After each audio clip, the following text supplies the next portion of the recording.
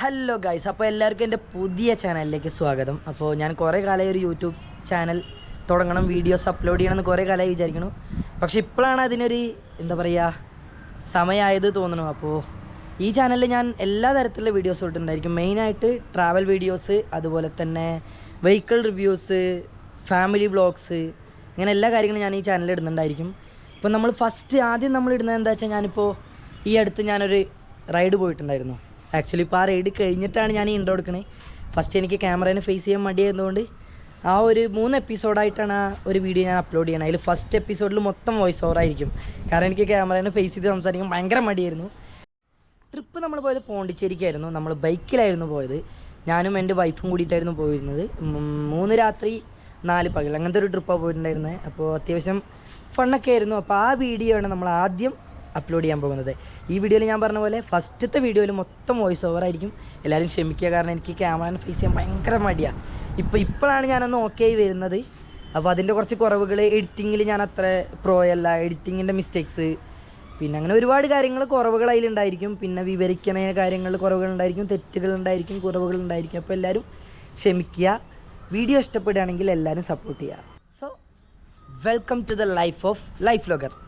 Yes, ഇതാണ് നമ്മുടെ YouTube ചാനലിൻ്റെ പേര്, മിസ്റ്റർ ലൈഫ് വ്ലോഗർ. അപ്പോൾ ഓക്കെ, താങ്ക്സ്, ബൈ. ഹലോ. അങ്ങനെ ഞങ്ങൾ കാലത്ത് ഒരു 5 മണിക്കാണ് ഞങ്ങൾ ഡ്രൈവ് സ്റ്റാർട്ട് ചെയ്തു. നമ്മൾ വണ്ടി ഓടിക്കുമ്പോൾ എത്രയും നേരത്തെ ഡ്രൈവ് തുടങ്ങിയാൽ നമുക്ക് ആ ഒരു റൈഡിൻ്റെ ഫ്രഷ്നെസ് മിസ്സാണ്ട് നമുക്ക് വണ്ടി ഓടിക്കാൻ പറ്റത്തുള്ളൂ.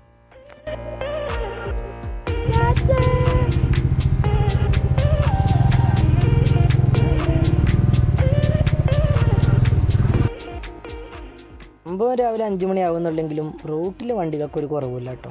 അപ്പോൾ നമ്മുടെ വണ്ടിയിൽ പെട്രോൾ കമ്മിയായിരുന്നുകൊണ്ട് നമ്മൾ നേരെ പെരിന്തൽമണ്ണ ഫ്യൂൽസിൽ കയറിയിട്ട് പെട്രോൾ അടിക്കാൻ കയറിയിട്ടുണ്ട്. ഇവിടെ തന്നെയാണ് നമ്മുടെ എപ്പോഴും എല്ലാ റൈഡിനും ഇവിടെ തന്നെയാണ് നമ്മൾ ഫസ്റ്റ് പെട്രോൾ അടിക്കാറ്.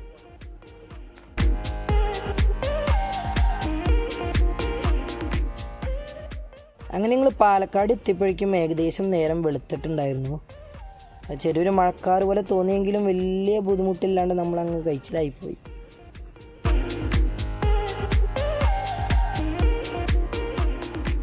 അങ്ങനെ പോയി നമ്മൾ സേലം ഹൈവേയിൽ കയറിയാൽ പിന്നെ പറയണ്ടല്ലോ, അടിപൊളി റോഡല്ലേ. അത്യാവശ്യം നല്ല കിലോമീറ്റർ ഡിസ്റ്റൻസ് നമുക്ക് കവർ ചെയ്യാൻ പറ്റും. നമ്മൾ കേരളത്തിൽ നിന്ന് തമിഴ്നാട് കടക്കുമ്പോൾ നമ്മുടെ അവിടെ നിന്ന് പോകുമ്പോൾ ഈ പാലക്കാട് കഴിഞ്ഞ് കോയമ്പത്തൂർ ഹൈവേ കാണുമ്പോൾ കിട്ടുന്നൊരു സന്തോഷം ഉണ്ടല്ലോ, അതൊന്ന് വേറെയാണ്. അങ്ങനെ ബൈക്ക് ഓടിച്ച് നമ്മൾ ഏകദേശം കോയമ്പത്തൂർ എത്തിയപ്പോൾ നമ്മളുടെ ഫസ്റ്റ് ടീ ബ്രേക്ക് എടുത്തു. ഞാനെപ്പോഴും ഈ വഴി പോകുമ്പോൾ ചായ കുടിക്കാൻ കയറുന്ന ഒരു കടയാണത്. സംഭവം അവിടുത്തെ ചായ അടിപൊളി ചായ ആയതുകൊണ്ടൊന്നല്ല, എന്തോ അതങ്ങനെ ശീലമായിപ്പോയി. അപ്പോൾ നമ്മളവിടെ നിർത്തി ചായ കുടിച്ചു. നമ്മളൊരു പാക്കറ്റ് ബിസ്ക്കറ്റ് വാങ്ങി, ഉറക്കം വരാണ്ടിരിക്കാൻ, പിന്നെ ഇന്ന് തിന്നാൻ വേണ്ടിയിട്ട്, അല്ലെങ്കിൽ അവൾ ഉറക്കം തൂങ്ങുള്ളൂ. അപ്പോൾ പിന്നെ നമ്മളതും വാങ്ങിയിട്ട് അങ്ങനെ പിന്നെ നമ്മൾ ഡ്രൈവ് സ്റ്റാർട്ട് ചെയ്തു.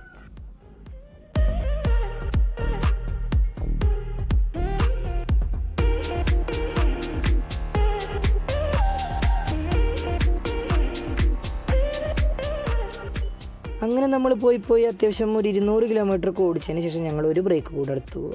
പില്ലിനെ വെച്ച് പോകുമ്പോൾ നമ്മളെപ്പോഴും ഇടയ്ക്കൊരു ബ്രേക്ക് എടുത്തില്ലെങ്കിൽ രണ്ടാളുടെയും പണി തീരും. അപ്പോൾ പിന്നെ ഒരു ബ്രേക്ക് എടുത്ത് കുറച്ച് നേരം അവിടെ നിന്ന് ചില്ല് ചെയ്ത് വീഡിയോ ഒക്കെ കാണിച്ച് കുറച്ച് കോപ്പറാട്ടി തരങ്ങളൊക്കെ കാട്ടി നമ്മൾ പിന്നെ ഡ്രൈവ് സ്റ്റാർട്ട് ചെയ്തു.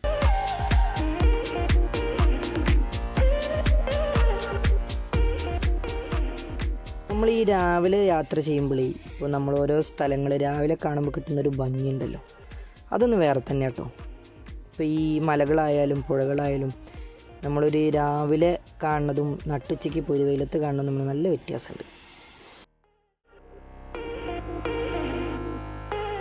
അങ്ങനെ ഞങ്ങൾ ബൈക്കൊക്കെ ഓടിച്ച് ഈ ബൈക്കിൽ വരുമ്പോഴുള്ള സ്ഥിരം ക്ലീശകളുണ്ടല്ലോ, അതൊക്കെ ഇങ്ങനെ കാണിച്ച് വരുമ്പോഴാണ് ഈ ചേട്ടനെ കാണുന്നത്. കണ്ടോ, R15 V3 ആണ് വണ്ടി. പുള്ളി അതിൽ ഗ്യാസ് വെച്ചിട്ട് ഒരേ പൊളിയാണ്. അതാണ് തമിഴ്നാട്ടുകാരെ പവർ. അവിടെ പിന്നെ XL ഹെവി ഡ്യൂട്ടി ആണെങ്കിലും V3 ആണെങ്കിലും അവർ എത്ര ലോഡും കയറ്റും. ഇപ്പം സമയം 9:30. അപ്പോൾ ഞങ്ങൾക്ക് വിശപ്പ് സ്റ്റാർട്ട് ചെയ്തിട്ടുണ്ടായിരുന്നു. അപ്പോൾ ഞങ്ങൾ എന്ത് ചെയ്തു, ഒരു അടയാറാനന്ദഭാവം കണ്ടപ്പോൾ നിർത്തി. പറയാതിരിക്കാൻ വയ്യല്ലോ, അടിപൊളി ഫുഡായിരുന്നു.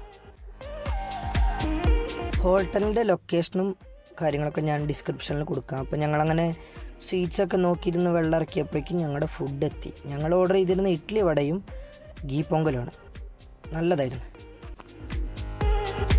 എസ്പെഷ്യലി ഗീ പൊങ്കൽ മസ്റ്റ് ട്രൈയാ.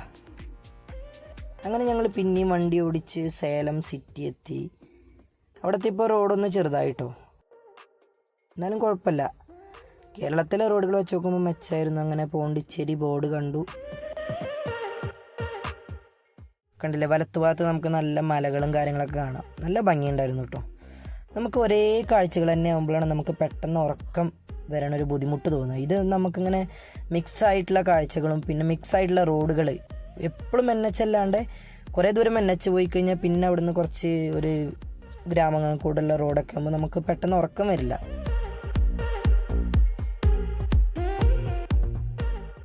അങ്ങനെ കുറച്ച് ദൂരം പോയപ്പോൾ വണ്ടി സാറ് പറഞ്ഞു എന്നിൽ ഇന്ധനമില്ല എന്ന്. അപ്പോൾ നമ്മൾ എന്ത് ചെയ്തു, പെട്രോൾ അടിക്കാൻ കയറ്റി, വേറെ വഴിയില്ലല്ലോ.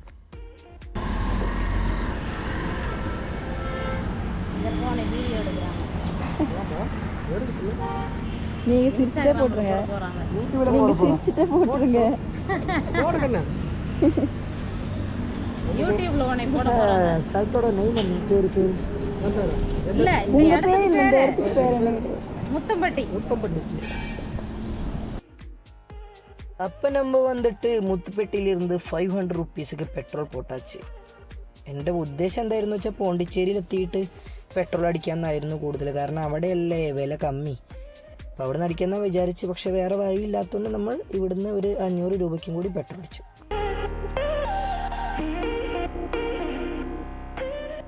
Break number 4. വണ്ടി നിർത്തി കുറച്ച് നേരം വെള്ളം കുടിച്ചു. എന്തൊക്കെയോ സൺസ്ക്രീനൊക്കെ തേക്കുന്നുണ്ട് അവിടെ. എന്തൊക്കെയോ പരിപാടിയൊക്കെ കഴിഞ്ഞ് പിന്നെ ഞങ്ങൾ വണ്ടി സ്റ്റാർട്ട് ചെയ്തു, റൈഡ് സ്റ്റാർട്ട് ചെയ്തു.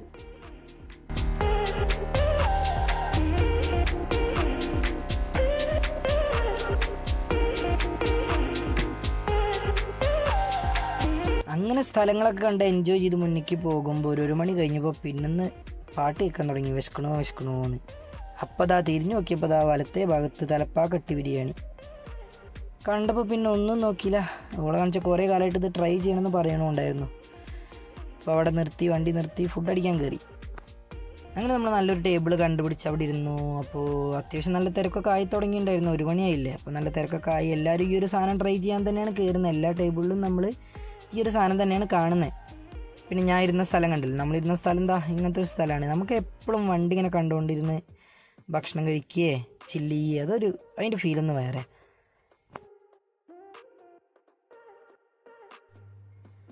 Dindigul Thalappakatti great taste since 1957. ഇതെല്ലാം നമുക്ക് കഴിച്ചോക്കിയിട്ട് പറയാട്ടാ. അങ്ങനെ കാത്തിരിപ്പിന് ശേഷം നമ്മുടെ സാധനം എത്തി, തലപ്പാക്കട്ടി ബിരിയാണി. അപ്പോൾ അതിൻ്റെ കാണാനൊക്കെ ടെക്സ്ചറൊക്കെ അടിപൊളിയായിരുന്നു, ടേസ്റ്റും അടിപൊളിയായിരുന്നു കേട്ടോ. നല്ല ടേസ്റ്റ് ഉണ്ടായിരുന്നു, ക്വാണ്ടിറ്റി അത്യാവശ്യം ഉണ്ടായിരുന്നു. പിന്നെ ചിക്കനും അത്യാവശ്യം നല്ല എന്താ പറയുക വെന്തിട്ട് നല്ല ടേസ്റ്റൊക്കെ ഉണ്ടായിരുന്നു. സാധനം അടിപൊളിയായിരുന്നു.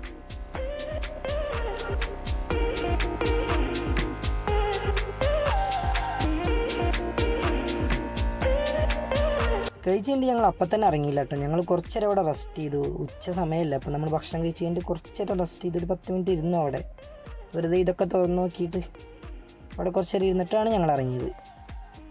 അങ്ങനെ പുറത്തിറങ്ങി വീണ്ടും കുറച്ച് സൺസ്ക്രീനൊക്കെ മുഖത്തിട്ടു. നേരത്തെ നമ്മൾ ഹോട്ടലിൽ നിന്ന് ഫേസ് വാഷ് ചെയ്തപ്പോഴേ സൺസ്ക്രീനൊക്കെ പോയിട്ടുണ്ടായിരുന്നു. അപ്പോൾ കുറച്ച് സൺസ്ക്രീനൊക്കെ ഞങ്ങൾ മുഖത്തിട്ടു. വീണ്ടും ഞങ്ങൾ റൈഡ് കണ്ടിന്യൂ ചെയ്തു.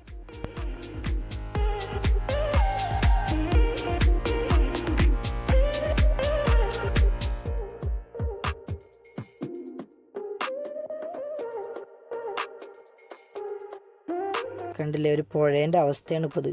കണ്ടു കഴിഞ്ഞാൽ മരുഭൂമിയാണ് തോന്നുന്നു. ഒരു മൂലയ്ക്കൊരു ചെറിയൊരു ചാല് പോലെ ഇച്ചിരി വെള്ളം പോകുന്നുണ്ട്, അത്രയേ ഉള്ളൂ. ഈ ഭാഗങ്ങളൊക്കെ കണ്ടാൽ നമുക്ക് വിദേശത്തുള്ള റോഡുകൾ പോലെ തോന്നിട്ട് ഒരേപോലെ നിൽക്കുന്ന മരങ്ങളും പിന്നെ ഒരു കോൺക്രീറ്റ് റോഡ്, മൊത്തത്തിൽ ആ ഒരു ഫീലാണ് ഈ ഒരു ഭാഗം.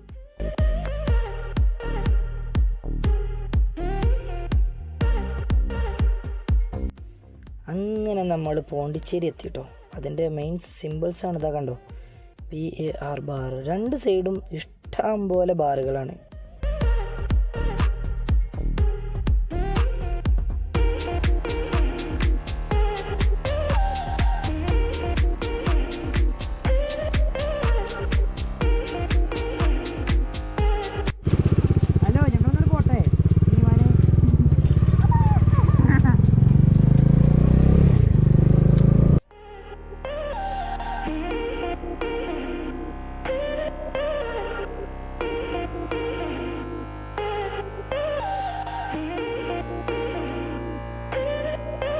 അവസാനം നമ്മൾ നമ്മുടെ താമസിക്കാൻ നമ്മൾ റൂം ബുക്ക് ചെയ്തിട്ടുള്ള സ്ഥലത്തെത്തിയിട്ട് ഏകദേശം.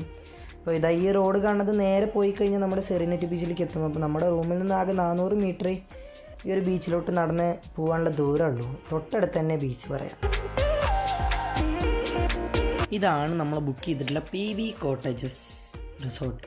സംഭവം അടിപൊളി കേട്ടോ. നല്ല പ്ലാൻസ് ഒക്കെ വെച്ച് നല്ലൊരു പൂളുണ്ട്. എല്ലാം നല്ല വൃത്തിയിൽ നല്ല ഒതുക്കത്തിലെല്ലാം അടിപൊളിയായി കൊണ്ടുനടക്കുന്നുണ്ട്. പിന്നെ സേഫുമാണ്. കാരണം ഇവിടെ നോക്കണതും കൊണ്ടു നടത്തുന്നതൊക്കെ കുറച്ച് ചേച്ചിമാരാട്ടോ. ഒരു 4-5 ചേച്ചിമാരാണ് ഇവിടെ ഇതൊക്കെ കൊണ്ട് നടത്തുന്നത്.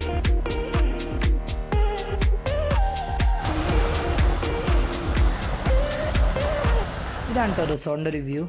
അത്യാവശ്യം നല്ല പീസ് ആൻഡ് കാം ആയിട്ടുള്ള പ്ലേസാണ്. പിന്നെ നീറ്റാണ്, ക്ലീനാണ്.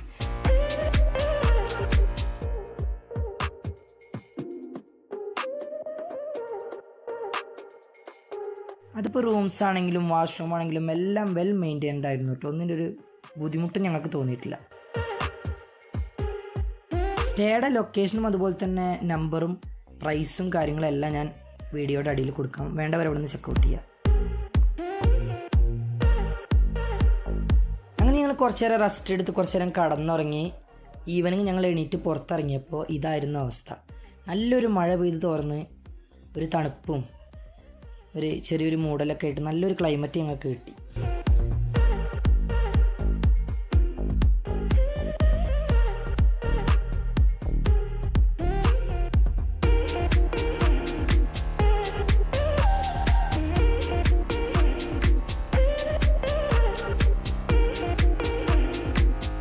ഇവിടുത്തെ മെയിൻ അട്രാക്ഷനും ആ ഒരു സുഖവും ആ പ്ലാന്റ്സ് ആട്ടോ. അത്ര മെയിൻറ്റെയിൻ ചെയ്തിട്ടുള്ള പ്ലാന്റ്സ് ആയതുകൊണ്ട് നല്ല ഭംഗിയും നല്ലൊരു ഫ്രഷ് ഫീല് നമുക്ക് എപ്പോഴും കിട്ടും.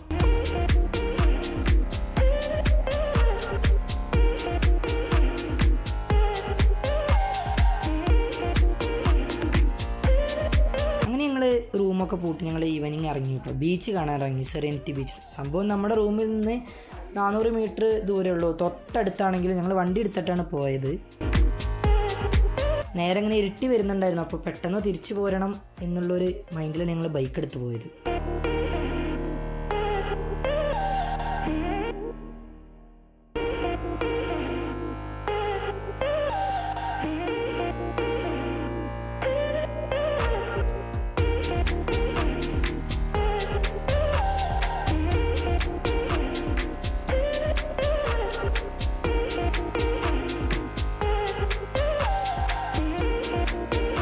സംഭവം നേരെ ഇരുട്ടായിട്ടുണ്ടെങ്കിലും നമുക്ക് അവിടെ പോയപ്പോൾ നമ്മുടെ ആ പേടി മാറിട്ടോ. കാരണം എന്താ വെച്ചാൽ ഒരുപാട് പേര് അവിടെ ഉണ്ട്. ഫാമിലീസ് ആയാലും ലേഡീസ് ആയാലും എല്ലാവരും ഉണ്ട്. അതുകൊണ്ട് നമുക്ക് ഈ ലേഡീസിനെ കൊണ്ട് പോകുമ്പോൾ ഒരു പേടി ഉണ്ടല്ലോ, അത് നമുക്ക് ഉണ്ടാവില്ല.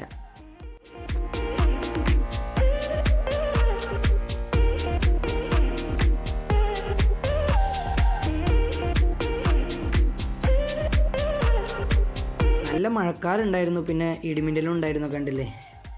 അപ്പോൾ മഴ പെയ്യണതിന് മുന്നേ റൂമിലേക്ക് എത്തണം എന്നുള്ളതും നിങ്ങളുടെ മനസ്സിലുണ്ടായിരുന്നു. പിന്നെ ഭക്ഷണം എന്തായാലും ഇന്ന് അവിടെ നിന്ന് കഴിക്കാമെന്ന് വിചാരിച്ചു. എല്ലാവരും അവിടെ നിന്നാണ് കഴിക്കുന്നത്, അവിടെ വരുന്ന എല്ലാവരും. പിന്നെ ഒന്ന് കഴിച്ച് നോക്കാമെന്ന് വിചാരിച്ചു.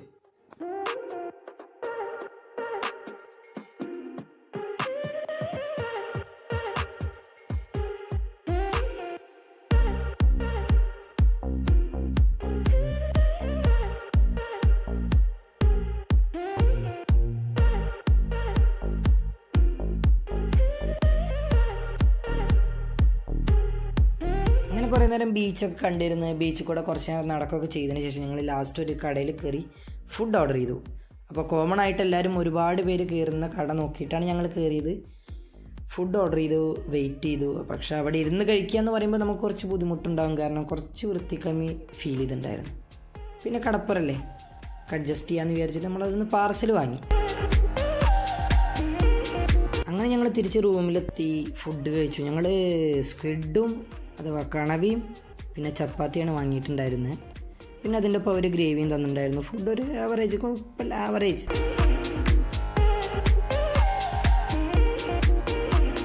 ഇതാണ് നമ്മുടെ സ്റ്റേൻ്റെ നൈറ്റ് വ്യൂ വരുന്നത്.